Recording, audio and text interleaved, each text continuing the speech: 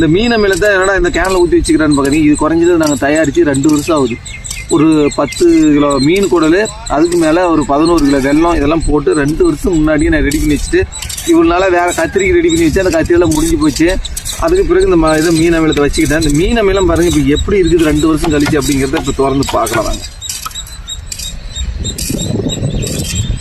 பாருங்கள், இதுதான் அந்த மீன் அமிலம். 2 வருஷம் ஆகிட்டு காட்டுறேன் பாருங்கள். இந்த டப்பா வந்து பார்த்தீங்கன்னா நமக்கு 100 ml டப்பா. இதில் இதை ஊற்றலாம் பாருங்கள் எப்படிங்கிறது.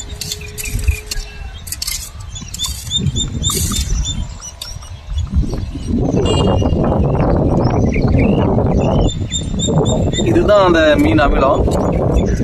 இந்த மீன் அமிலம் பார்த்தீங்கன்னா உங்களுக்கு இந்த இதுக்குள்ள இருக்கிறதால பாருங்க எந்த மாதிரி இருக்குதுன்னு மட்டும் பாருங்க. எப்படி இருக்குதுன்னு பாருங்க.